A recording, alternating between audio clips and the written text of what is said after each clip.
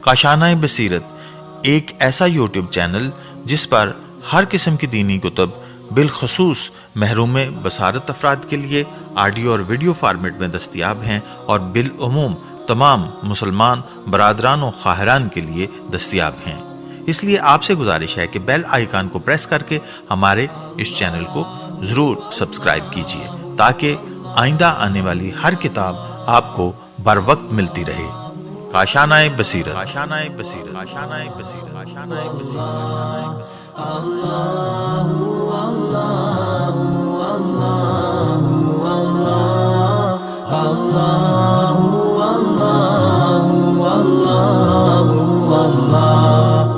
بسم اللہ الرحمن الرحیم۔ السلام علیکم۔ یہ کتاب آپ کے لیے کاشانۂ بصیرت کے یوٹیوب چینل کی جانب سے ریکارڈ کی جا رہی ہے۔ کتاب کا نام ہے مجالس دست غیب شیرازی، تالیف آیت اللہ العظمیٰ سید عبدالحسین دست غیب شیرازی، مترجم اکبر علی، معاونت و تصحیح مولانا سید محمد تقی مکتبی صاحب، کمپوزنگ محمد یاسین جواہری صاحب، ناشر مکتب اہل بیت C12 رضویہ سوسائٹی کراچی۔ اب ہم کتاب کا پارٹ نمبر 1 پڑھیں گے۔ کتاب کی کل صفحات کی تعداد ہے 207۔ فہرست نمبر شمار نمبر 1 عرض ناشر صفحہ نمبر 5، نمبر 2 مقدمہ مؤلف صفحہ نمبر 6، نمبر 3 مجالس صفحہ نمبر 15، نمبر 4 پیغمبر اسلام حضرت محمد مصطفیٰ صلی اللہ علیہ وآلہ وسلم صفحہ نمبر 31، نمبر 5 امیر المومنین حضرت علی علیہ السلام صفحہ نمبر 45، نمبر 6 حضرت فاطمۃ الزہرا سلام اللہ علیہا صفحہ نمبر 90، نمبر 7 حضرت امام حسن مجتبی علیہ السلام صفحہ نمبر 107، نمبر 8 شہید کربلا امام حسین علیہ السلام صفحہ نمبر 112، نمبر 9 امام علی ابن الحسین علیہ السلام زین العابدین صفحہ نمبر 177، نمبر 10 امام جعفر صادق علیہ السلام صفحہ نمبر 185، نمبر 11 امام موسیٰ علیہ السلام ابن جعفر الکاظم علیہ السلام صفحہ نمبر 186،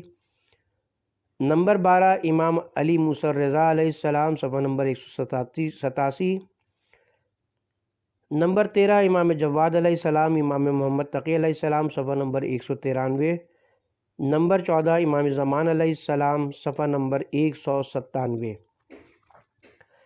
عرض ناشر: تمام تعریفیں پروردگار وحدہ لا شریک کے لیے ہیں کہ جس کی نعمات کو شمار کرنا ناممکنات میں سے ہے، اور اس کی بزرگ ترین نعمت رسالت مآب اور ان کی اولاد اطہار کا وجود پرفیض کہ جس سے کائنات کے انسان راہ ہدایت کو حاصل کرتے ہیں۔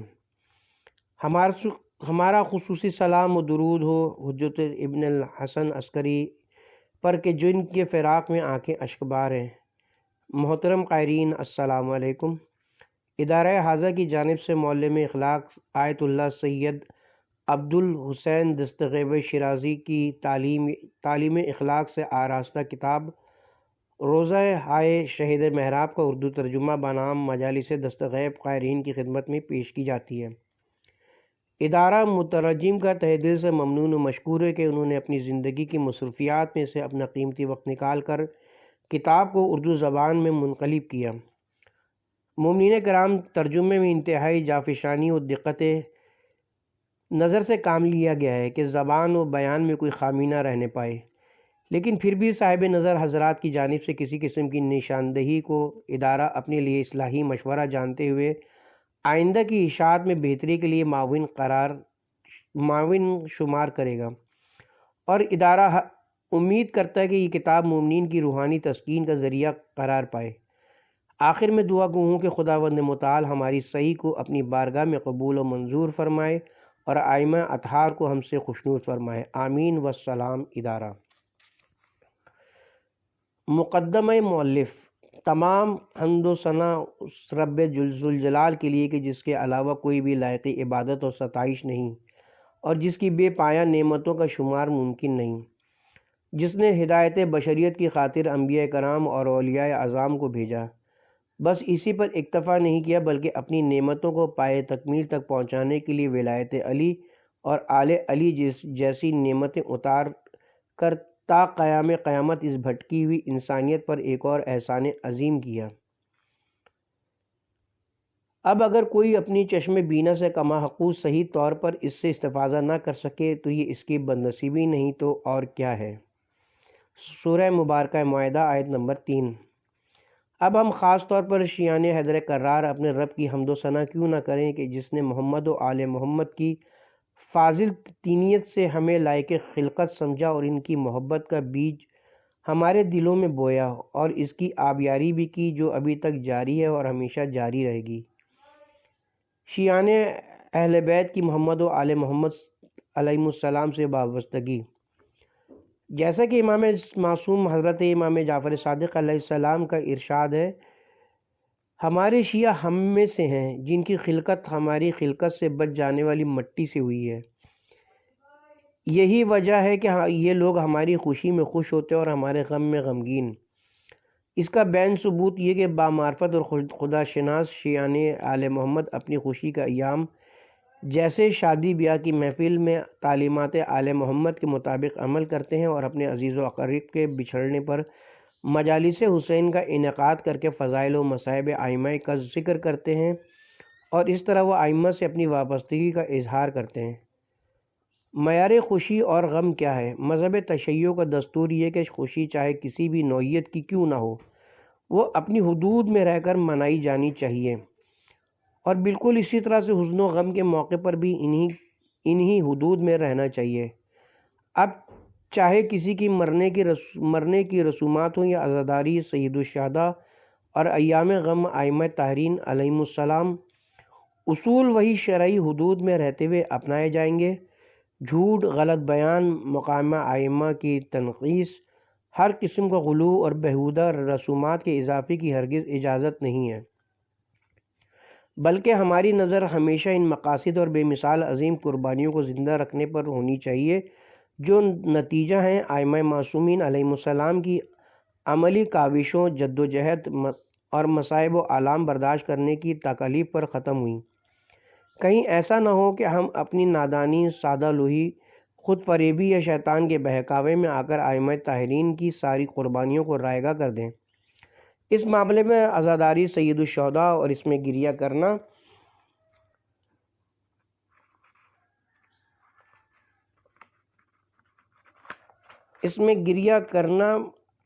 ائمہ سے اظہار محبت کا بہترین ذریعہ ہے، جس کی بدولت ہم معرفت الہی اور گناہوں سے اجتناب اور اپنے شرعی فرائض سے عہدہ برا ہو کر ایک عظیم نعمت سے بہرہ مند ہو سکتے ہیں۔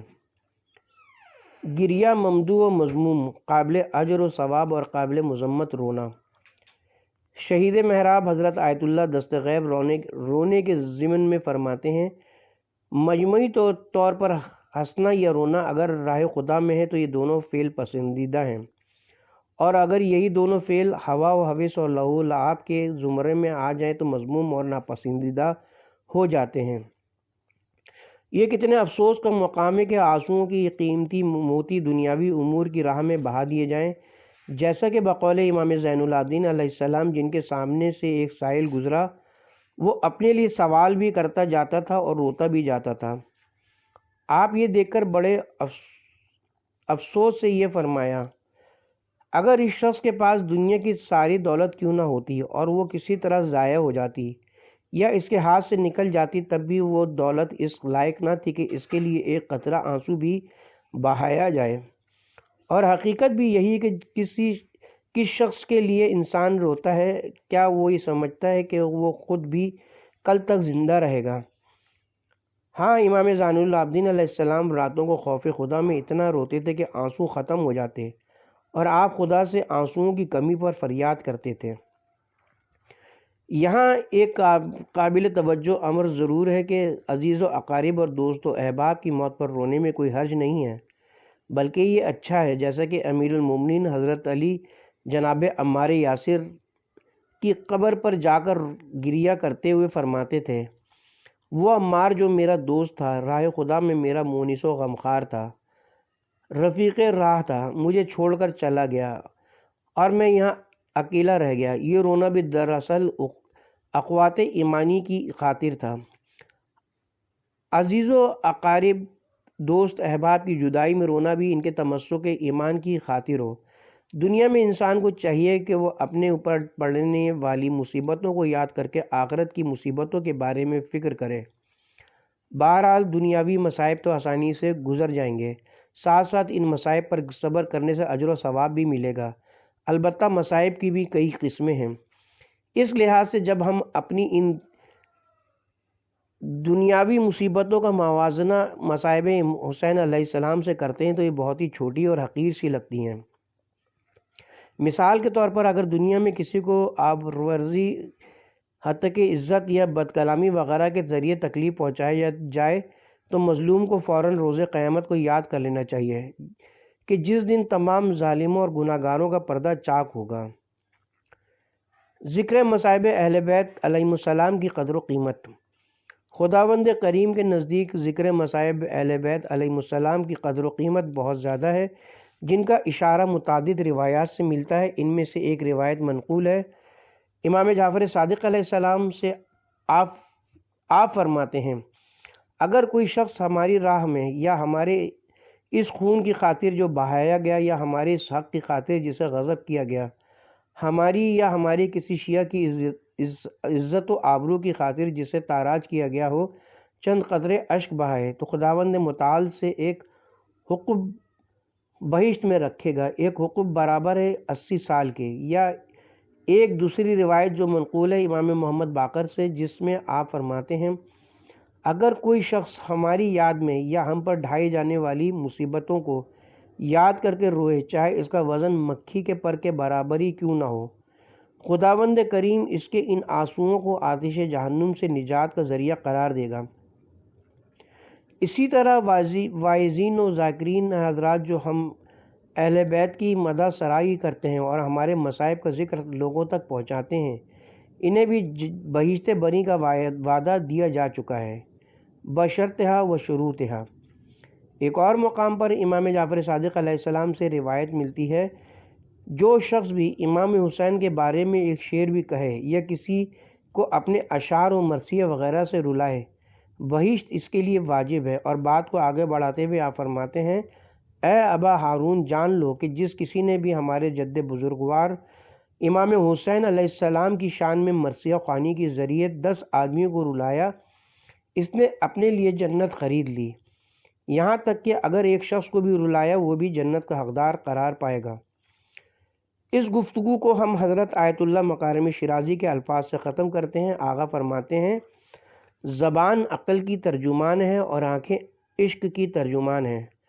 جہاں آنسو دلی احساسات کی ترجمانی کرتے ہیں، وہیں زبان بھی عقل کی رہنمائی میں مطلوبہ الفاظ ادا کرتی ہے۔ جس طرح ایک مقرر اپنے راہبران کے مقاصد تک پہنچنے کے لیے اپنے مستحکم اور مدلل الفاظ کے ذریعے سارے مجمع کو فتح کر لیتا ہے، اسی طرح آنکھوں سے گرنے والے یہ آنسو بھی دشمنان مذہب کے خلاف اعلان جنگ احساساتی کا مقام رکھتے ہیں۔ کسی بھی نظریے سے وابستگی کے لیے صرف علمی دلائل اور فکری سوچ ہی سے کام نہیں ہوگا، بلکہ اس میں کاز سے عشق اور عقل کا دامن تھامے جذبات و احساسات کو بھی شامل کرنا پڑے گا، جس کا مقصد ہدف تک رسائی ہو۔ کچھ اس کتاب کے بارے میں۔ زمانہ طالب علمی کے ابتدائی ایام میں میرا لگاؤ مرحوم استاد شہید محراب دست غیب اور حضرت علامہ مطہری کی کتب سے بہت رہا تھا۔ پھر میری رسائی ان کی کتاب حماسہ حسینی تک ہوئی۔ میں اس کتاب کے مطالعے سے بڑا متاثر ہوا، خاص طور پر باب عزاداری سے متعلق آپ کی مجالس کافی متاثر کن رہیں۔ ہماری مذہبی نشستوں میں ذاکری اور مصائب حسین ناقابل تنسیق رابطے ہیں، کیونکہ آج کل کے نئے ذاکرین و مبلغین نوجوانوں کو بھی اپنے کم تجربے کی بنا ذکر مصائب و مناقب میں اتنی مہارت نہیں کہ وہ اس پیغام ابدی کو کما حقہ عوام الناس تک پہنچائیں۔ لہٰذا میں نے یہ بہتر جانا کیوں نہ ان اکابرین زمانہ کی زندگی بھر کی کاوشوں سے استفادہ کرتے ہوئے اسلام فہمی کو جو کہ ہمارا نصب العین ہے اجاگر کیا جائے۔ اس لسان امت شہنشاہ خطابت مرحوم فلسفی کی معروضات کی جمع آوری کا کام انجام دیا جائے اور تمام منابع و مآخذ کو کتابی شکل میں اکٹھا کر کے قائرین کی خدمت میں پیش کیا جائے۔ میں نے ان مواد کی جمع آوری میں دانش مند معظم فاطمی نیا اور مقام رہبری آیت اللہ العظمیٰ حضرت آیت اللہ خامنئی کی افکار سے بھی استفادہ حاصل کیا ہے، جسے کافی پذیرائی ملی۔ اسی طرح ہم نے حضرت آیت اللہ دست غیب کے اجتماعات میں بھی حاضری دی اور ان کی معروضات سے بہرہ مند ہوتے ہوئے اس گلدستہ سجا کر اسے کتابی شکل میں ڈھالا ہے۔ ہمیں امید ہے کہ شہید مرحوم کی انفاس مقدسہ لمحہ بلمحہ ہماری معاون و مددگار ثابت ہوگی۔ میری ان تمام ارباب علم و دانش حضرات سے بھی التماس ہے کہ وہ اس حقیر و جاہل طالب علم کی کوتاہیوں کو نظر انداز کرتے ہوئے اسے اپنے لطف و کرم سے محروم رکھیں گے اور یہ بات سبھی جان لیں کہ اگر شہید مرحوم کی جانب سے مجھے سرگوشی کسی انداز میں یہ التجا ہوئی تو میں کبھی بھی اس کتاب کی تدوین میں نہ پڑتا۔ شہید محراب مرحوم دست غیب کی یاد میں۔ مرحوم دست غیب اپنے دور کے گوہر نایاب میں سے تھے۔ آپ علم زہد اور تقوی اور خطابت میں بلند مقام رکھتے تھے۔ 11 سال کی عمر میں آپ نے داغ یتیمی سہا۔ انتہائی سخت حالات میں اپنے آپ کو کسب کمالات کے لائق بنایا۔ آپ کے بڑے بیٹے فرماتے ہیں کہ میں وہ لمحے نہیں بھول سکتا جب میں کبھی کبھار آدھی رات کو خواب سے بیدار ہوتا تو بابا کو ہمیشہ فرش عبادت پر ہی پاتا۔ میں بہت چھوٹا تھا، پھر بھی مجھے یاد ہے کہ آپ سجدے کی حالت میں اپنے رب کی حضور گریہ و زاری اور فریاد کر رہے ہوتے تھے۔ آپ ہر جمعے کی صبح اپنے دور کے عاشقان علم و حکمت کو دروس اخلاق کے ذریعے اپنے علوم سے سیراب کر رہے ہوتے تھے۔ آپ سے منسوب بہت سی کرامات لوگوں پر ظاہر ہوئی ہیں جن کا ذکر آپ کی سوانح عمری میں لکھا ہوا ہے۔ خداوند کریم کی طرف سے آپ کو علم و کرامت اور عرفان کی دولت سے نوازا گیا ہے، جیسے اپنی موت سے پہلے ہی آپ کو خبر ہو گئی تھی کہ میرے ساتھ کیا حادثہ پیش آنے والا ہے۔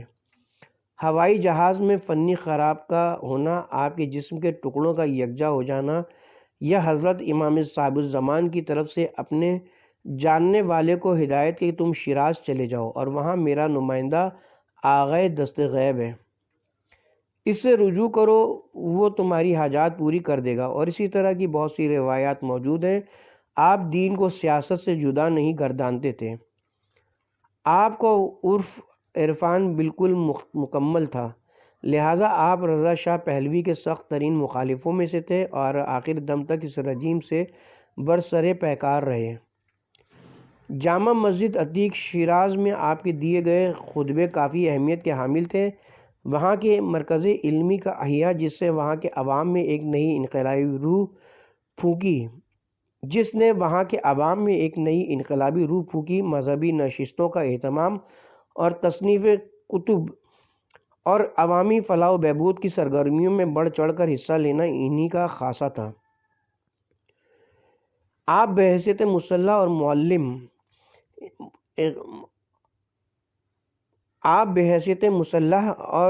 معلم اخلاق جانے جاتے تھے۔ ہم جتنا بھی ان کی شان میں مدح سرائی کریں وہ کم ہے، پھر بھی ہم یہ نہیں کہہ سکتے کہ ہم نے ان کا حق ادا کر دیا۔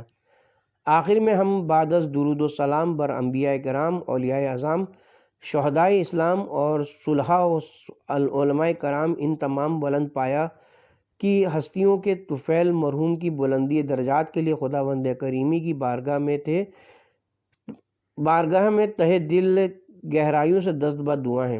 اور آخر میں میری ان تمام کاوشوں کا ثواب ان تمام شہدائے کرام کی ارواح کو پہنچنے جنہوں نے اپنے خون سے میرے وجود کو دوام بخشا، خاص طور پر وہ شہدائے راہ حق جو محراب عبادت میں سبحان ربی الاعلیٰ و بحمدہ کہتے ہوئے اپنی ہی خون میں غلطاں ہوئے اور مقد صدق اند کے مل کے مقتدر مرتبے پر فائز ہوئے، اور اپنے آقا و مولا امیر المومنین حضرت علی ابن ابی طالب علیہ السلام کی صدائے فزت برب الکعبہ کی عملی پیروی کی، اور اپنے اس عمل سے ملائکہ آسمان کو دعوی فخر کرنے پر ملائکہ آسمان کو جو نحن نسبح بحمدک و نقدس نق کا دعویٰ کرنے پر فخر کرتے تھے، مبہوت کر کے رکھ دیا۔ امید ہے کہ پروردگار عالم ہماری اس کاوش کو اپنی بارگاہ میں قبول فرمائے۔ 13 رجب سن 1425 ہجری، قم المقدسہ محمد رحمتی شہ رضا۔ اس کے ساتھ ہی ہم یہاں پر اپنے پارٹ نمبر 1 کا اختتام کرتے ہیں۔